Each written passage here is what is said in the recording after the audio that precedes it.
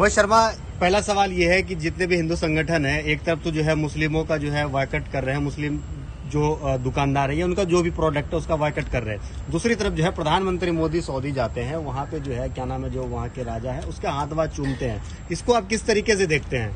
प्रधानमंत्री मोदी जी, पहली बात तो ये कि आपको मैं बता दूं, ये बीजेपी वाले जो लोग हैं ये दो तरीके की चाल चलते हैं। पहली बात तो ये कि अगर इनको मुसलमानों से इतनी नफरत है तो इनकी पार्टी में भी मुसलमान है। मुख्तार अब्बास नकवी कौन सी पार्टी में है, शाहनवाज हुसैन कौन सी पार्टी में है, इस सवाल का जवाब दें, ठीक है ना। दूसरी बात ये कि प्रधानमंत्री नरेंद्र मोदी जी को तो इस्तीफा दे देना चाहिए।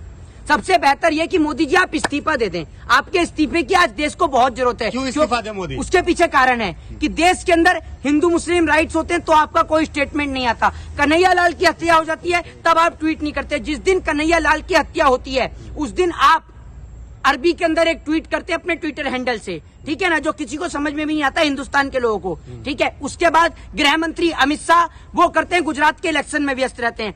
इन दोनों में से एक भी व्यक्ति ने कन्हैया लाल की हत्या पर ट्वीट नहीं किया। आप ट्विटर हैंडल जाकर चेक कर सकते हैं। दूसरी बात ये कि मोदी जी, इतना बड़ा देश में अग्निवीर का जो मुद्दा चल रहा था उसको लेकर मोदी जी कुछ नहीं बोले। नूपुर शर्मा के मसले पे मोदी जी कुछ नहीं बोले। तो जब मोदी जी किसी बात की जिम्मेदारी नहीं लेते हैं तो प्रधानमंत्री किस बात के, इस्तीफा ही दे दो।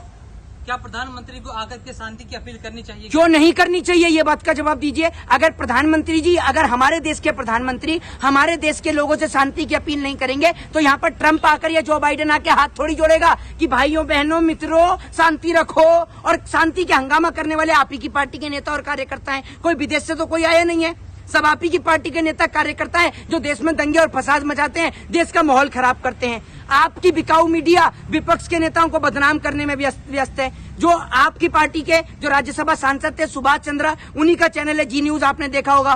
पहले वो राहुल गांधी के लिए किस तरीके से उनके लिए गलत न्यूज चलाते हैं, फिर माफी भी मांगते हैं। तो माफी मांगना तो भाजपा के नेताओं का, कार्यकर्ताओं का पुराना पेशा है। भाजपा जिनकी आइडियोलॉजी को फॉलो करती है, वीर जिनको बताते हैं सावरकर, उन्होंने भी माफी मांगी, माफी वीर सावरकर थे। फिर उसके बाद में डीएनए वाले जो हैं, अभी आप देख रहे हैं जी न्यूज वाले, ये भी माफी मांग रहे हैं। तो माफी मांगने में तो भारतीय जनता पार्टी के लोग एक्सपर्ट हैं, इनका काम ही माफी मांगने का है। और पहले देखिए, पहले बोलते हैं राहुल गांधी, सुनिएगा वीडियो को, पहले बोलते हैं राहुल गांधी और उसके बाद अब बोलते हैं श्री राहुल गांधी, समझ गए, ताकि इन पे मानहानि का मुकदमा दर्ज ना हो। तो जी न्यूज को माफी नहीं मांगनी चाहिए थी? किसको? जी न्यूज को माफी नहीं मांगनी चाहिए? माफी, अरे माफी मांगनी चाहिए थी। आप एक बात बताइए, इनसे ज्यादा समझदार तो इस देश में जो सोशल मीडिया चला रहे हैं वो लोग होते हैं। वो लोग अगर एक वीडियो या फिर एक सोशल मीडिया पे कोई पोस्ट अपडेट करते हैं ना तो वो भी पहले 10 बार उसको वेरीफाइड कर लेते हैं। और इतना बड़ा चला रहे हैं डीएनए, लेकिन डीएनए तो इनका भाजपा से ही मैच करता है। पत्रकारों का डीएनए अगर भाजपा से मैच नहीं करेगा तो जेल का रास्ता नप जाएगा, ये बात ध्यान रख लीजिएगा। तो पत्रकारों का डीएनए भाजपा से मिलता है। प्रधानमंत्री मोदी तो इतने बड़े दिल है उनके पास। आपने देखा होगा कि अभी जो सऊदी गए थे तो उनके जो वहाँ के जो प्रिंस है, वहाँ के जो राजा, उसके हाथों को चूम रहे हैं। हाँ, इतने अच्छे इंसान हैं। यहाँ कन्हैया लाल के परिवार के हाथ चूमने में ना, कन्हैया लाल के हाथ के परिवार के हाथ नहीं चूम सकते, लेकिन वहाँ जाके चूमेंगे, ठीक है ना। और जब भाई सऊदी अरब, दुबई, जब भारत देश की फजीयत होती है तब मोदी जी कुछ नहीं बोलते कि इन्हीं की पार्टी की पूर्व प्रवक्ता, जिनको पार्टी से निष्कासित कर दिया गया, नूपुर शर्मा, जो पूरे विश्व में भारत देश की बदनामी कराती हैं, तब प्रधानमंत्री जी के मुंह से कोई बात नहीं निकलती है। जब आएंगे भाइयों बहनों, मन की बात, मन की बात, मन की बात। अरे आपकी मन की बात सुनने के लिए आपको प्रधानमंत्री नहीं बनाया है।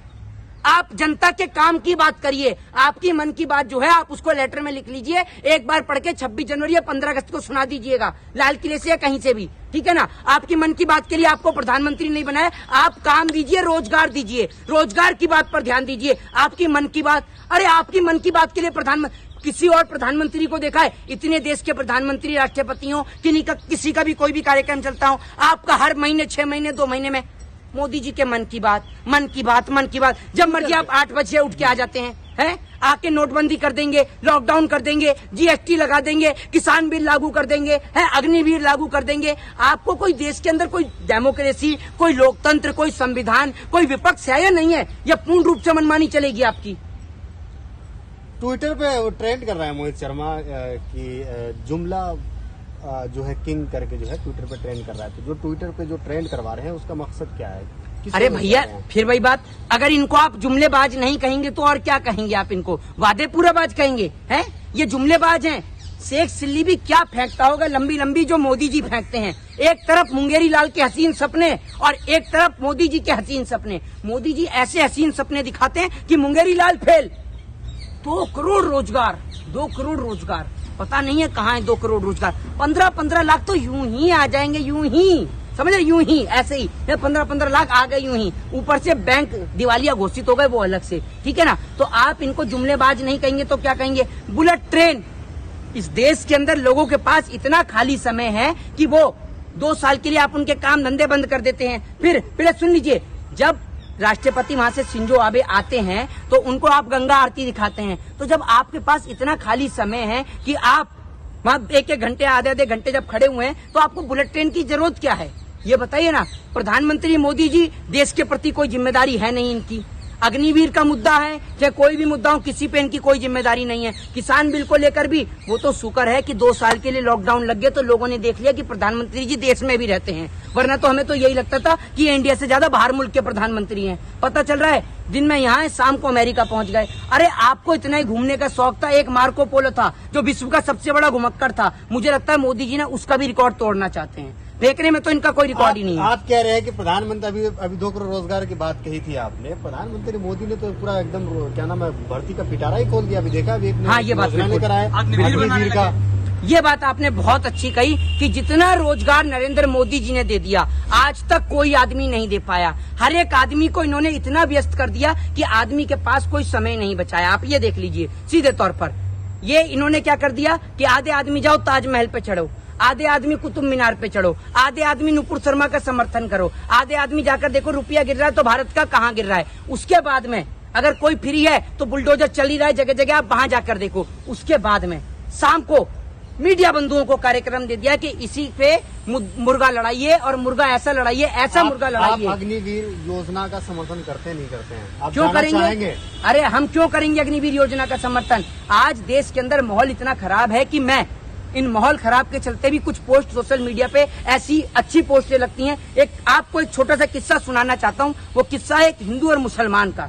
एक मुसलमान भाई जिसने अपनी स्कूटी के आगे जो है गणेश जी की मूर्ति लगा रखी थी। तो होता क्या है कि वो स्कूटी पे बैठ जाता है। अब स्कूटी पे बैठते के साथ ही वो जो है वहां पर कुछ हिंदू भाई आ जाते हैं और वो हिंदू भाई आकर उससे कहते हैं कि ये स्कूटी तू कहाँ लेकर जा रहा है? तो बोलता है कि नहीं नहीं नहीं, ये स्कूटी तो मेरी ही है। तो कहता है झूठ बोलता है, एक तो चोरी करता है ऊपर से झूठ बोलता है, दिखा चाबी। तो वो चाबी जैसी जेब में हाथ डालता है तो उसकी चाबी कहीं गिर गई होती है। तो वो जो नौजवान जो शख्स थे, जो हिंदू शख्स थे, वो पुलिस वाले को बुला लेते हैं और वो पुलिस को बुलाते हैं तो पुलिस वाला जो है वो कहता है कि तू ये स्कूटी चोरी करके कहाँ लेके जा रहा है? तू तो मुसलमान है और ये गणेश जी की फोटो लगा रखी है। तो कहता है कि नहीं, मेरे इसमें गाड़ी में कागज हैं। जब गाड़ी की डिग्गी खोली जाती है तो उसके अंदर कागज निकलते हैं गाड़ी के, तो उस पर लिखा होता है अनवर खान। तो पुलिस वाले पूछते हैं कि तू तो अनवर खान है, तो गाड़ी के आगे गणेश जी की है, फोटो कैसे? तो वो कहता है कि मेरे दिल में प्रॉब्लम हो गई थी और मेरे दिल की जो है, मेरे दिल जो हार्ट का ऑपरेशन हुआ तो मेरे को हार्ट देने का काम एक हिंदू भाई ने किया और उस हिंदू भाई की वजह से आज मैं जिंदा हूँ। और वो गणेश जी को बहुत माना करता था, तो इसी की खुशी के लिए मैं गणेश जी को मानता हूँ और गणेश जी की फोटो को मैं आगे लगाता हूँ। वो गणेश जी की फोटो को आगे लगाता है और ये सुनकर पुलिस वाले जो हैं वो एकदम शर्मिंदा हो जाते हैं, उनकी आंख से एकदम आंसू आ जाते हैं। तो देश के अंदर यही प्यार का माहौल है। एक छोटा सा किस्सा कुछ एक इस प्रकार से भी है कि एक घर के सामने हिंदू रहता था तो दूसरे घर के सामने मुसलमान रहता था। तो होता क्या है कि हिंदू जो है वो अपने घर के सामने एक भगवा झंडा लाके खड़ा कर देता है, तो मुसलमान उसके देखा देखी एक हरा झंडा लाके खड़ा कर देता है। हिंदू उससे बड़ा भगवा झंडा लाके खड़ा कर देता है, तो मुसलमान भी और भी बड़ा झंडा लाके खड़ा कर देता है। तो दोनों एक दिन कितना बड़ा झंडा लाके अपने घर की छत पे खड़ा कर देते हैं ऊंचा दिखाने के लिए। और जब वो झंडा बड़ा होकर ऊंचा हो जाता है तो वो रंग ले लेता है तिरंगे का।